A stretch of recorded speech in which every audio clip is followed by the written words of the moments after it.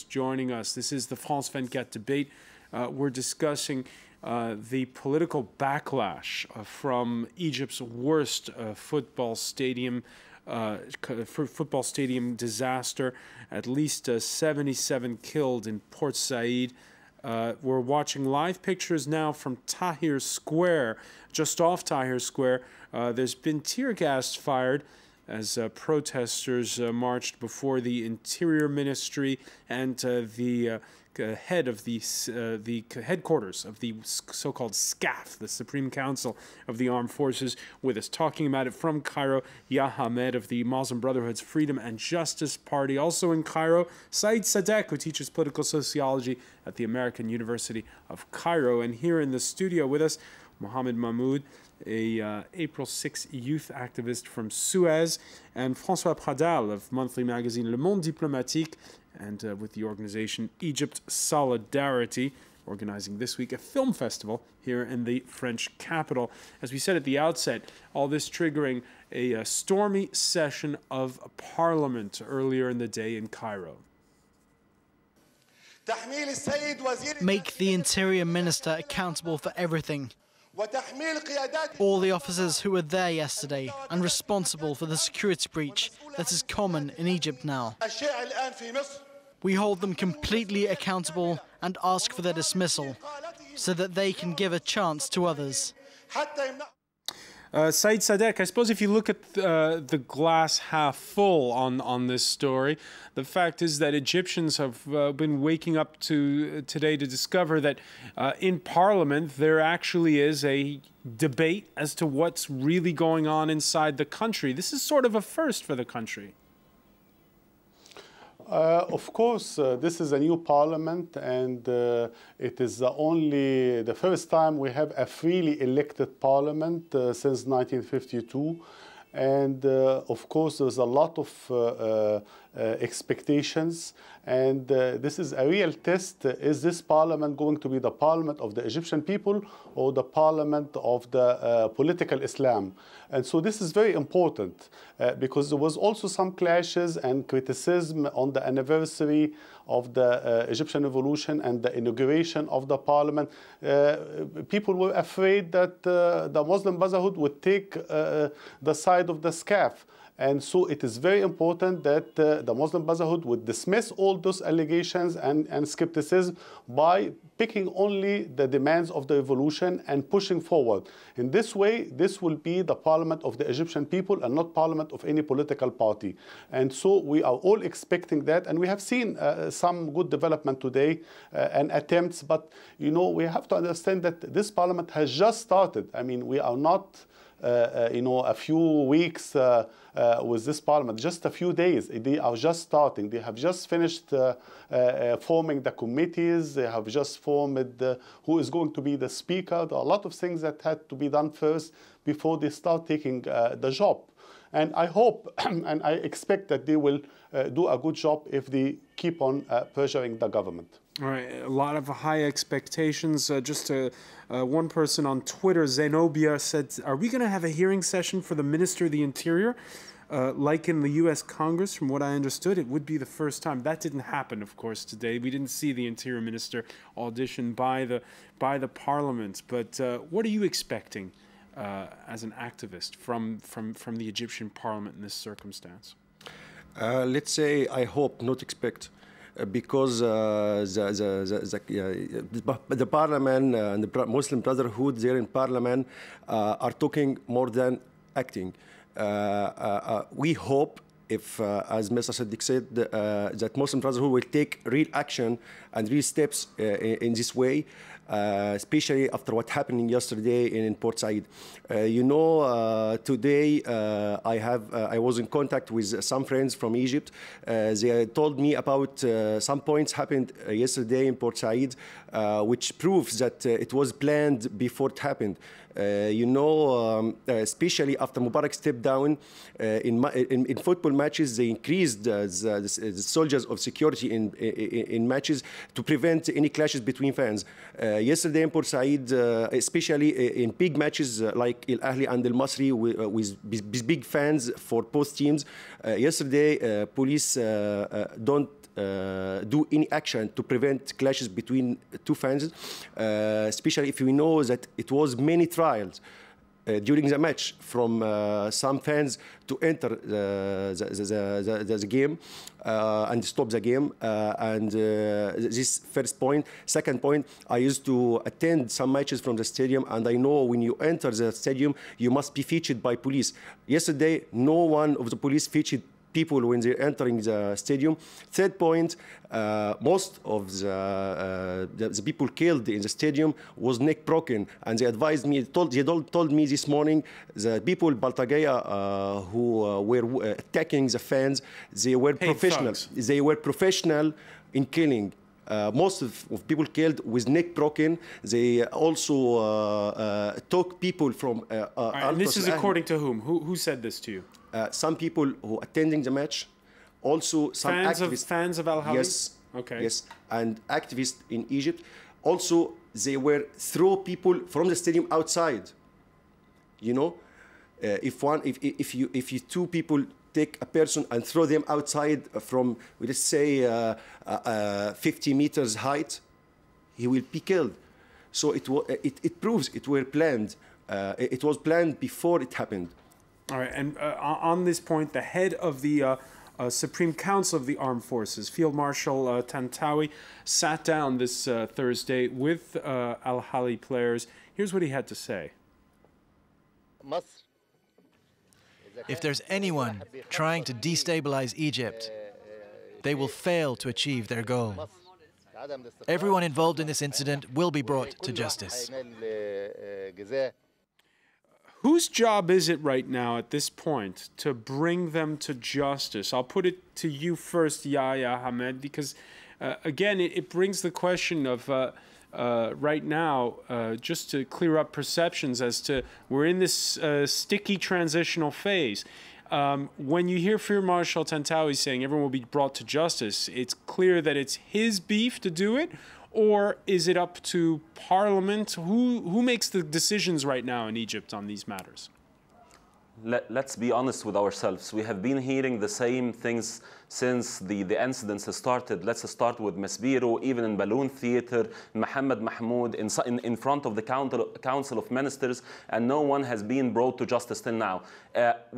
That's why we believe that it's different today when the Parliament took an action that it will make, or it will create an independent committee that will handle the interrogation themselves, and in a week's time they need to provide a statement in front of the Parliament.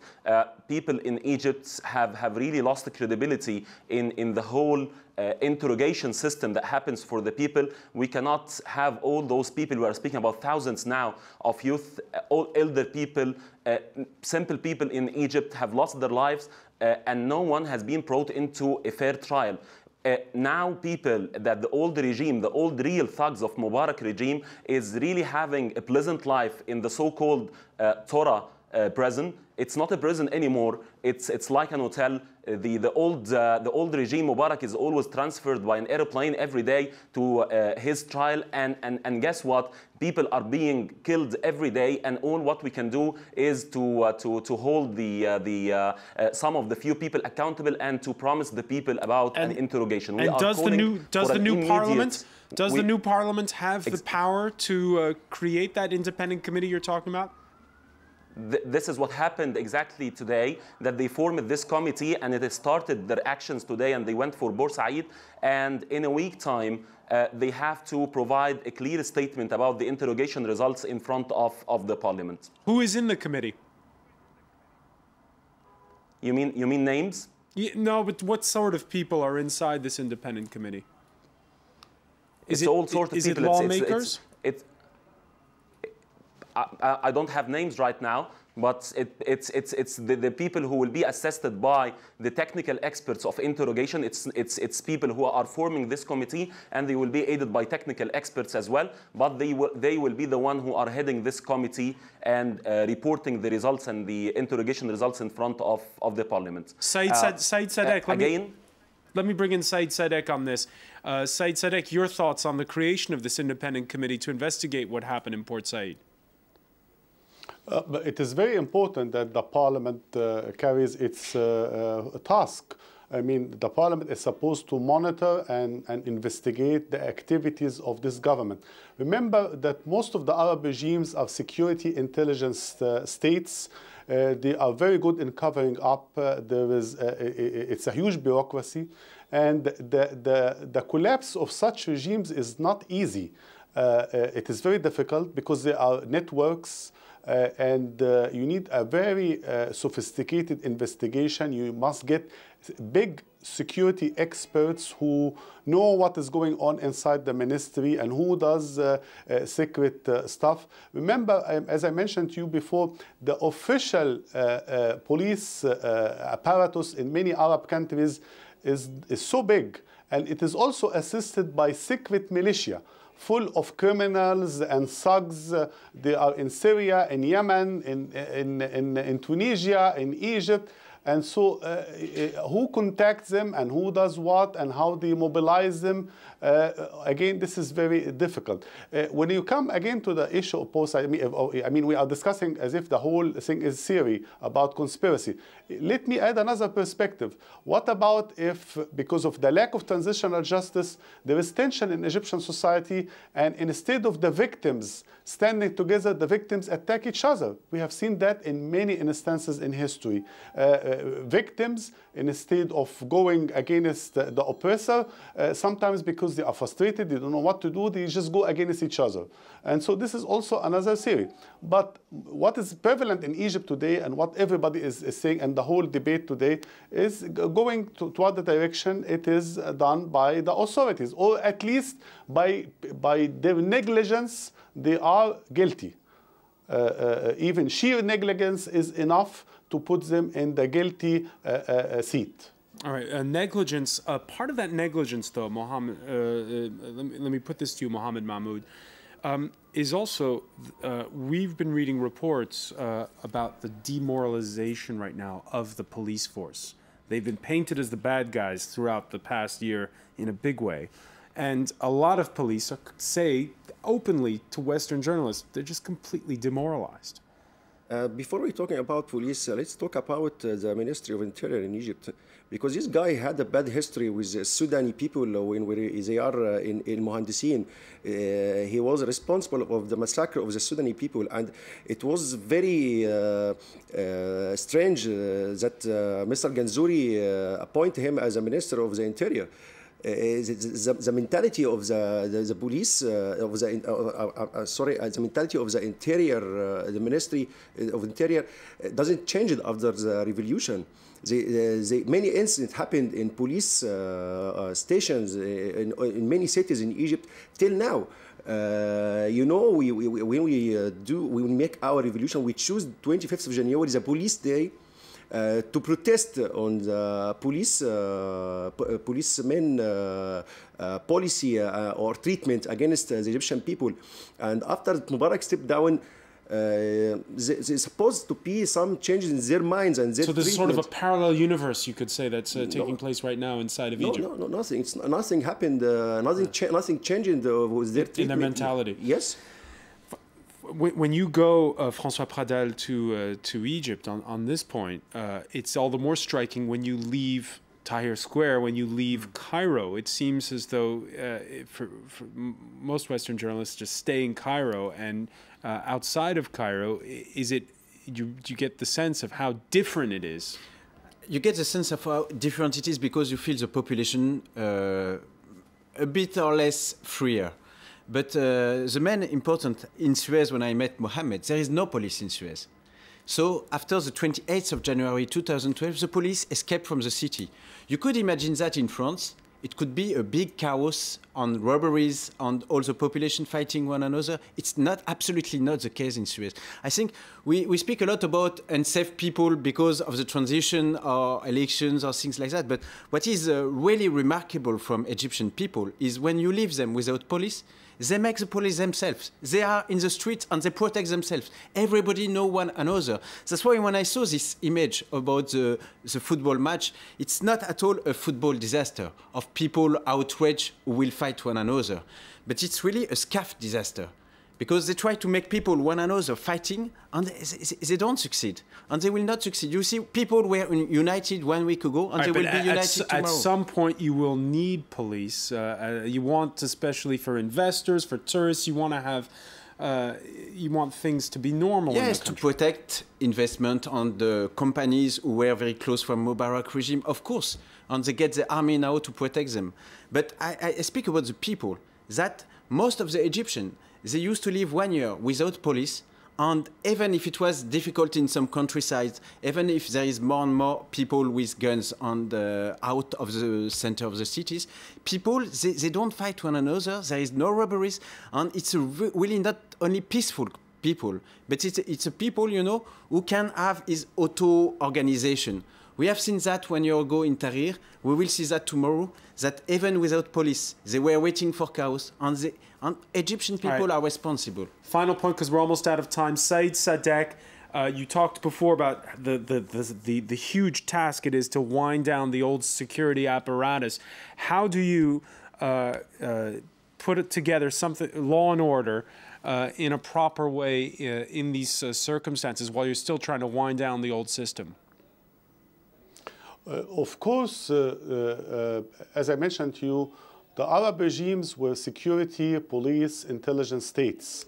And so dismantling such a system is not very easy, and it can lead to a civil war. It can lead to a disaster if you don't know how to do it properly. We have seen countries that had done that in a very slow, gradual, intelligent, scientific process, and this can be done. I don't think this is difficult. You have to promote middle rank officers up. You can also appoint a judge or a civilian but specialist on security as a Minister of Interior. We have to stop appointing police officers as Minister of Interior. You need somebody who knows the law and who would make this ministry a law-abiding institution that enforces the law, not breaks the law. Because people do not distrust this ministry because it was the tool of Mubarak to oppress the people, and so it began to be the target of their anger. Also with the Ministry of Information. I mean, you will find all the time demonstrations in Egypt against the TV, the state-run TV. You need to have change at the top, in other words, to send a strong signal.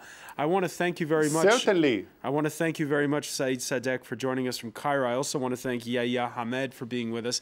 And here in the studio, Mohamed Mahmoud and François Picard for being with us. Thank you for being with us here in the France 24 debate. Stay with us. Coming up next, it's time for Business. That's hosted by Marcus Carlson.